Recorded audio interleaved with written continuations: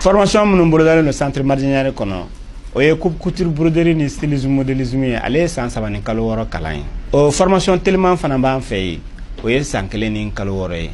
maquillage musorosiri coiffure o fana kalan mi centre Mardianière kɔnɔ o ye san 2 de ani kalo 6 o fana formation tellement be san 1 ani kalo 6 tatouage farafin jabi endu jabi o fana kalan bi centre Mardianière kɔnɔ no bana amina i former façon business la donc o kalo 6 à ce moment i ka diplôme sɔrɔ i bɛ se ka baara kɛ diɲɛ fan bɛɛ o kɔfɛ internat bi centre Mardianière la i bɛ se k'i den bila ka na Mardianière kɔnɔ siyɔrɔ ni dumuni a b'o bɛɛ lajɛlen sɔrɔ ni k'a ka baara kɛ centre Mardianière filɛ nin ye Falajɛ IGA sirafara la centre Mardianière bɛ Segu Midine centre Mardianière bɛ Bakɔ Jikɔrɔni centre Mardianière bɛ Korofina sirafara gitɔrɔnda la ni mɔgɔ bɛ renseignement wɛrɛ la i bɛ se ka weleli kɛ 76 12 11 18 20 20 18 20 ou bien i bɛ weleli kɛ 76 22 01 04 bi ye alamisa ye mɛ kalo tile 22 san 2025 aw minnu sɔgɔlen bɛ aw ka jabaraniso mandi la an ka foli b'aw bɛɛ lajɛlen ka kɛnɛ aw wagatiw cogoya ye an bɛ aw ladɔnniya ko nin ye aw ka kunnafoni wagati selen ye bakuruba kunnafoniw na jabalikaw fɛ Segu marabolo la an ka finitigilakaw ye wulikajɔ min kɛ Bamaci wale tigilamɔgɔw juguya la an da bɛna don o la fo ka taga se an ka poste de contrôle min bɛ Joba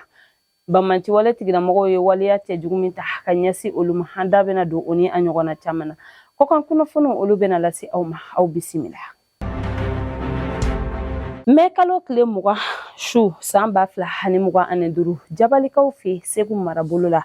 Bamaci wale tigilamɔgɔw ye waleya cɛjugu ta ka ɲɛsin an ka finitigilakaw ma nka ala ni an ka finitigilakaw ka wulikajɔ barika la u sera ka dankari kɛ nin waleya cɛjugu in na u sera ka Bamaci wale tigilamɔgɔ maa caman de faga nin yɔrɔ kofɔli in na min ye an ka finitigilakaw ka ɲɛmaayaso ye u ko k'u b'u ka cɛdenw fo u ka wulikajɔ la sanga ani wagati sabula ko jateminɛw ye a jira nin wagati laban ninnu kɔnɔna la an ka finitigilakaw kelen bɛ ka dadigi kɛ Bamaci wale tigilamɔgɔw la wa ko halisa an ka finitigilakaw kalikan de don ko ni ala sɔnna ma u n'u seko n'u damayira bɛɛ lajɛlen kɛ yaasa Bamaci wale min daga bɛ se ka ta ka bɔ an dala cogoya min na wa k'u b'a ɲini an jamanadenw fana fɛ an k'an janto an yɛrɛ la an ka an hakili to an yɛrɛ la an mana kɛ yɔrɔ o yɔrɔ la wa ni an ye siganamɔgɔ ye fan o fan fɛ an ka wele bila an ka finitigilakaw ma yaasa u bɛ se ka na lakana sabati cogoya min na o yɔrɔ la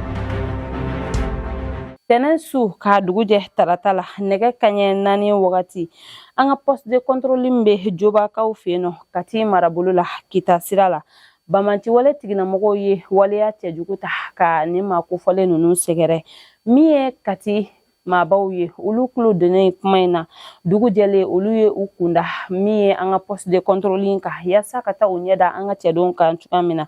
o maa kofɔlenw na min ye Kati préfet ye ni o ye Aruna Jara ye ale ni a baarakɛɲɔgɔn caman de tun bɛ yen nɔ u taara ka taa lajɛ n'a sɔrɔ ni baasi ma an ka finitigilaka ninnu sɔrɔ ani u ye a jira fana ko fɛɛrɛw bɛna sigi sen kan yaasa lakana o bɛ se ka sabati nin yɔrɔ ninnu na cogoya min na ka Bamaci wale ka o kunbɛn kunu araba mɛ kalo tile 21 san 2025 ba Maliba kɔnɔna la yan nɔ min ye AES kodɔnnaw ani an ka minisiriw ni o ye Alusenu Sanu ni ale ye an ka waribon minisiri fo ka taga se Madame Dambele Madina Sissogo ni ale ye an ka bolimafɛnko minisiri ye olu bɛna ɲɔgɔn najɛrɛ kɛ ɲɔgɔn najɛrɛ min bɛna kɛ CICB kɔnɔna la u ka ɲɔgɔn najɛrɛ in kun tɛ dɔwɛrɛ ye yaasa min ye AES ka banki ni o ye Banque d'investissement du développement ye AES tɔgɔ la o ko bɛ se ka bila sen kan cogoya min na u bɛna hakilina falen kɛ nin wagati kunkurunin ninnu kɔnɔna la u bɛ se ka fɛɛrɛ minnu sigi sen kan yaasa nin banki bɛ se ka bila sen kan AES jamana bɛɛ lajɛlen ka lafiya kama cogoya min na gɛlɛya minnu bɛ an kan sɔrɔ nasira la o fɛɛrɛw bɛ se ka ɲɛnabɔ cogoya min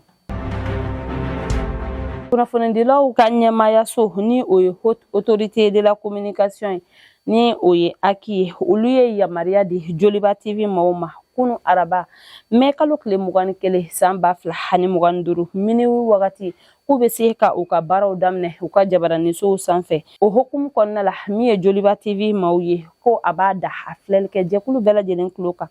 u bɛna fɛɛrɛw sigi sen kan ka u ka baaraw k'olu labɛn ka bɛn juin kalo tile 30 san 2025 ma yaasa u bɛ se ka baara ɲuman kɛ cogoya min ka di filɛlibaga jɛkuluw bɛɛ lajɛlen ma ani u ka kumaw kɔnɔna fɛnɛ na u ye u dɛmɛbagaw fo ni wagati gɛlɛn ninnu kɔnɔna la ni o dɔ ye maison de la presse fo ka taga se kunnafonidilaw ka jɛkuluba minnu bɛ yen nɔ ani maa minnu a kɛra jamana kɔnɔ jamana kɔ kan ni u tora u nɔfɛ nin kɛlɛ in na ko u bɛ u bɛɛ lajɛlen fo u ye tasibila fɛnɛ kɛ ka ɲɛsin Isa Kawuji ma o min ni o ye kumakan cɛjugu dɔ fɔ u ka plateau sanfɛ ni o kɛra sababu ye ka ale minɛ ka a datugu kaso la an ka jamana ɲɛmaaw fɛ ko u ma ɲina a fɛnɛ kɔ k'u hakili b'a la wa u bɛna u seko n'u damayira bɛɛ lajɛlen kɛ u ni Aki bɛ se ka taa ɲɛ halisa ka ɲɔgɔn kuma ɲɔgɔnya cogoya min fɛɛrɛ bɛ se ka sɔrɔ halisa a ko la cogo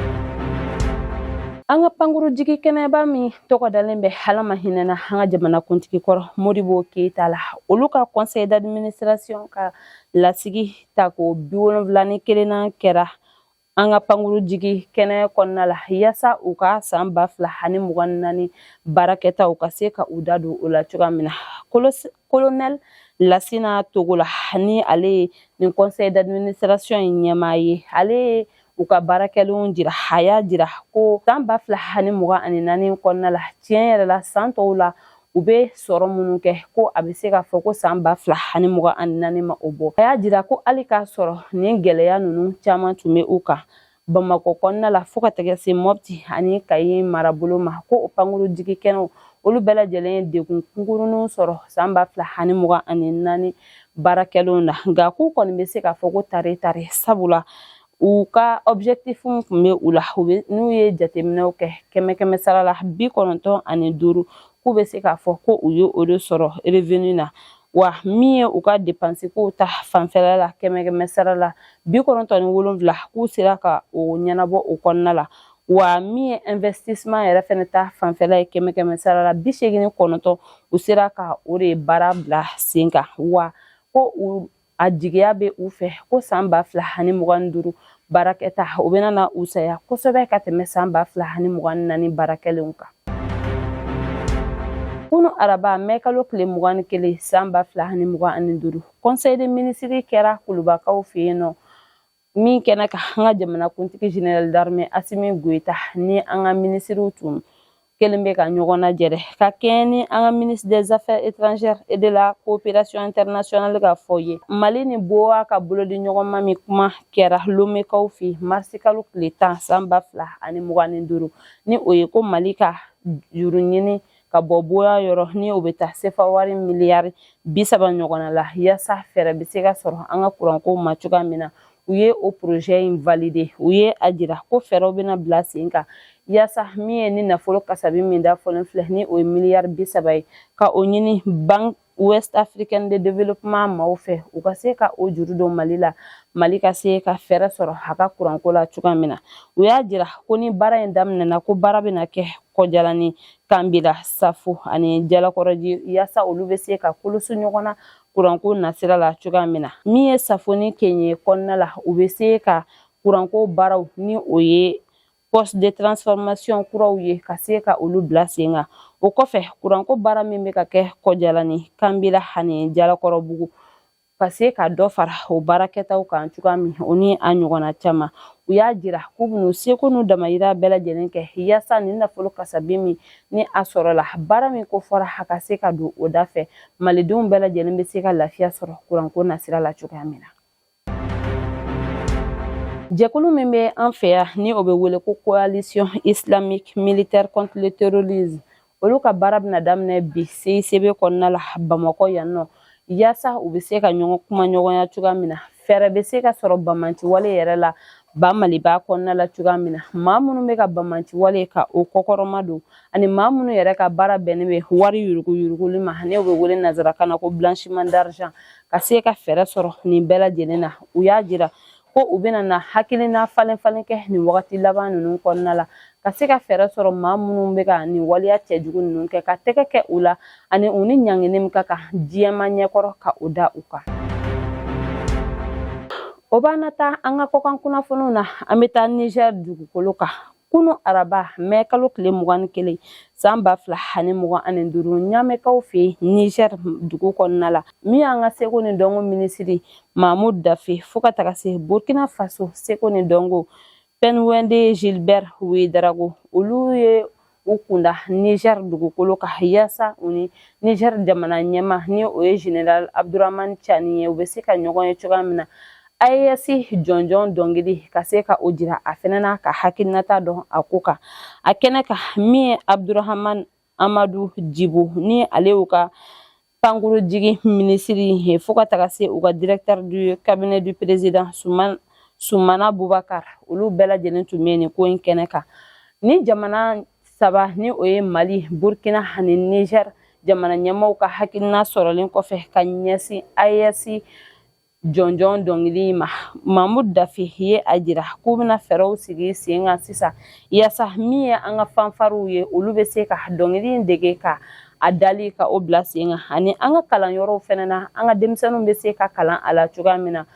don n'a nataw la fɛnɛ ka a da u mana kɛ yɔrɔ o yɔrɔ la. N'an bɔra yen an bɛ taa Ameriki jamanakuntigi ni o ye Donald Trump ye ale ni Vladimir Putin ka kuma kɔfɛ ni o ye Rusi jamana ɲɛmaa ye tɛnɛn don a ye wele bila Volodymyr Zelensky ni o ye Ukraine jamana ɲɛmaa ye fo ka se Friedrich Merz ni ale ye Almanw ka chancelier ye ani Emmanuel Macron ni o ye Faransi jamana ɲɛmaa fo ka se Giorgia Meloni Italie premier ministre ani Alexander Stubb ni ale Finlandɛw ka jamana kuntigi fo ka se Ursula von der Leyen ni ale commission européenne ka ɲɛmaa ye ka a da u bɛɛ lajɛlen tulo kan ko min ye Ukraine ani Rusi ka kɛlɛ ko a sen t'a la bilen sabula ko a ye a seko ni a damayira bɛɛ lajɛlen kɛ ko Ukraine ni Rusi yɛrɛ ka fɛɛrɛw bila sen kan fɛn min bɛ se ka kɛlɛ in ban ka o ko bila sen kan cogoya min na wa a ka kumaw kɔnɔna fɛnɛ na a y'a jira ko min ye ko ka ɲangini wale ta ka ɲɛsin Rusila ma ko a da tɛ o fɛnɛ na. Min ye Friedrich Merz ye ale ye a jira ko min ye Vladimir Putin ye ko a ka laɲini o kɔni sabatira sabula min ye Amerikɛnw ye ko olu ka pression fosi tɛ tuguni Rusi kan wa ko min ye Donald Trump yɛrɛ fɛnɛ ye ko ani Vladimir Putin ka kumaɲɔgɔnyaw kɔnɔna la ko a bɛ i n'a fɔ a sɔnna Vladimir Putin ka fɔtaw ma ni o ye ko Vladimir Putin y'a jira sanga ni wagati k'ale labɛnnen bɛ ka kɛlɛ ban ni Ukraine ye ni ale ka laɲini ka sabati ka bɔ Ukraine jamana ɲɛmaaw yɔrɔ ni o kɛra kɛlɛ in bɛna ban min ye Donald Trump ye ko a ka hakilinaw kɔni de ye sisan u ni Rusila bɛ se k'u bolo di ɲɔgɔn ma cogoya min na ka baara kɛ ni ɲɔgɔn ye ko a ka nin waleya ninnu bɛ o de jira ale ka hakilina la. Nin bɛ dan sigi an ka bi kunnafoniw na an tɛ sɛgɛn an tɛ ɲinɛ an b'an ka dibilabaarakɛbagaw fo sabula olu jɔyɔrɔ ka bon an ka baara in na an b'a fɔ k'Ala ka basigi sabati an ka jamana kɔnɔna la Ala ka sɔngɔrɔta di an ka finitigilakaw ma ni Ala m'an ka jɔnya jɔ an na an bɛ ɲɔgɔn sɔrɔ sini ka kunnafoni di aw ma laadiriya la shukuran.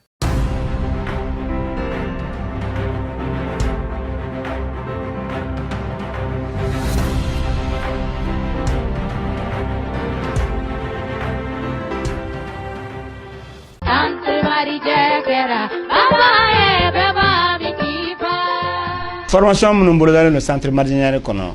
o ye coupe couture broderie ni stylisme modélisme ye ale ye san 3 ni kalo 6 kalan ye o formation tellement fana b'an fɛ yen o ye san 1 ni kalo 6 ye maquillage musɔrɔsiri coiffure o fana kalan min centre Mardianière kɔnɔ o ye san 2 de ani kalo 6 o fana formation tellement bɛ yen san 1 ani kalo 6 tatouage farafin jabi endu jabi o fana kalan bi centre Mardianière kɔnɔ n'o bana amina i former façon business la donc o kalo 6 à ce moment i ka diplôme sɔrɔ i bɛ se ka baara kɛ diɲɛ fan bɛɛ o kɔfɛ internat bi centre Mardianière la i bɛ se k'i den bila ka na Mardianière kɔnɔ siyɔrɔ ni dumuni a b'o bɛɛ lajɛlen sɔrɔ ni k'a ka baara kɛ centre Mardianière filɛ nin ye Falajɛ IGA sirafara la centre Mardianière bɛ Segu Midine centre Mardianière bɛ Bakɔ Jikɔrɔni centre Mardianière bɛ Korofina sirafara gitɔrɔnda la ni mɔgɔ bɛ renseignement wɛrɛ la i bɛ se ka weleli kɛ 76 12 11 18 20 20 18 20 ou bien i bɛ weleli kɛ 76 22 01 04